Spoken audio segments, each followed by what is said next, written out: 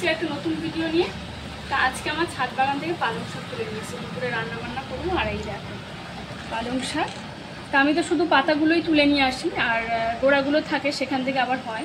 তো প্রচুর পালং শাক কিন্তু আমার হচ্ছে এখন, অনেক 4-5 দিন খাওয়া হয়ে গেছে। তা আজকে একটা নতুন রকমের রান্না করবো, অন্যরকমভাবে। এক একদিন এক এক রকমভাবে রান্না করি। তা আজকে দেখো পাতাগুলো কত বড় বড়, দেখেছো? এখন কিন্তু এইরকম বড় বড় পাতা পাওয়া যাবে না, মানে বাজারে কিনতে পাওয়া যাবে না, প্রচুর বড় বড় পাতা।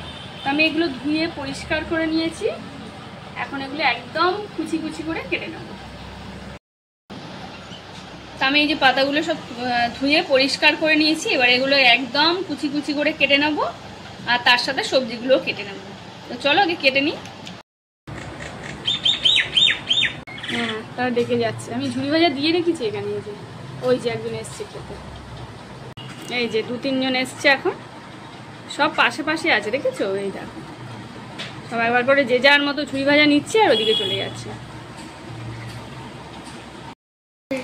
তো এই যে একদম ঝিরিঝিরি করে পালং শাকগুলো কেটে নিয়েছি, একদম শাকের মতো কুচিয়ে নিয়েছি। আর এখানে সবজি কেটে নিয়েছি, আলু, টমেটো, মূলো, আর আছে বিনস কড়াই আর পেঁয়াজ। আর এই যে চিংড়ি মাছগুলো বেছে নিয়েছি এরম ভাবে। এখন রান্নাটা শুরু করি। কড়াইতে সর্ষের তেল দিয়ে দিলাম, এবার দেবো 2টো শুকনো লঙ্কা আর তেজপাতা, আর এটুকু 5 ফোড়ন দিয়ে দেবো। এবার দিয়ে দেবো পেঁয়াজ কুচি। তো পেঁয়াজটা অল্প ভাজা হয়ে গেছে, এবার দিয়ে দেবো আলু। আমি একদম ছোট ছোট করে আলু কেটেছি।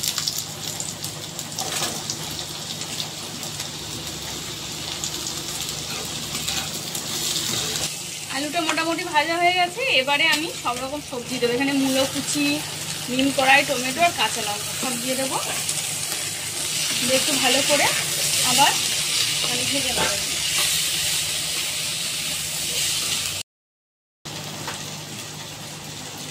এবারে একে একে সব মশলাগুলো দিয়ে দেবো। হলুদ গুঁড়ো, এখানে আছে জিরের গুঁড়ো 1.5 চামচ মতো, আর অল্প একদম গুঁড়ো লঙ্কা দেবে, একদম ছোট।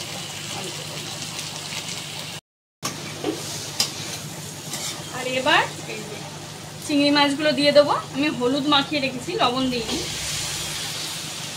সবগুলো চিংড়ি মাছ দিয়ে দিলাম। এবার ভালো করে এটা আমি কষিয়ে নেব। এখনো লবণ দিইনি, লবণ আমি একটু পরে দেবো।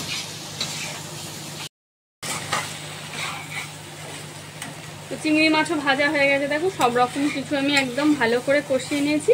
এবার দিয়ে দেবো এই যে পালং শাকগুলো, একদম ঝিরিঝিরি করে কেটে নিয়েছি।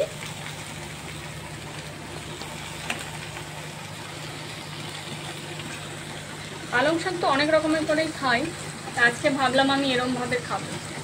চিংড়ি মাছ দিয়ে বেশ তো ভালোই লাগবে খেতে।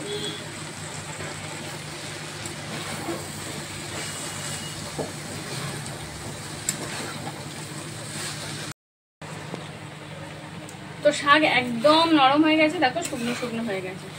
তা এবার আমি লবণ দেবো। লবণ তখন দিয়েছিলাম, মানে সেই আলু সবজি একটু ভাজার সময় অল্প দিয়েছিলাম, তা এখন আবার অল্প করে লবণ দিয়ে দেবো। ব্যাস এইটুকু লবণ দিলেই হয়ে যাবে। এবার ভালো করে শুকনো করে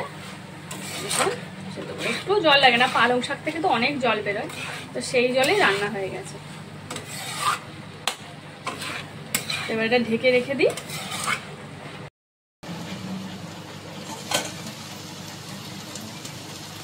যে আমার রান্না প্রায় হয়ে এসছে, প্রায় না পুরোটাই হয়ে গেছে, একদম শুকনো শুকনো করে নিয়েছি, একটু জল নেই। এবার ঢেলে নেব।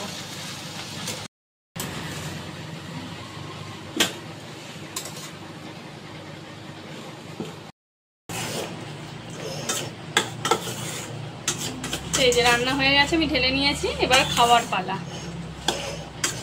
তবে মামাম তো খায় না, শুধু আমি আর তোমাদের দাদা ভাই খাবো। মামাম চিংড়ি মাছ খায় না, পালং শাকও খেতে ভালোবাসে না, তো ওর জন্যে ওই জন্যে আলাদা রান্না হয়েছে।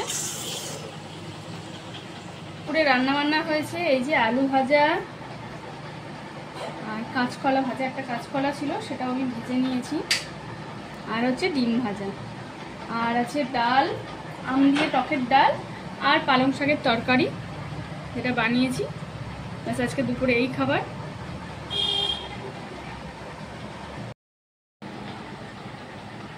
তো এই যে আমরা খেতে বসে পড়েছি। পালং শাকটা খেয়ে বলো কেমন হয়েছে। খুব সুন্দর। আজকে একটু অন্যরকম করে রান্না করেছি, পালং চিংড়ি। আমাদের কাছে পালং শাক সত্যি খুব ভালো। হ্যাঁ, চিংড়িটাও খুব সুন্দর হয়েছে। ভালো হয়েছে খেতে পালং শাক।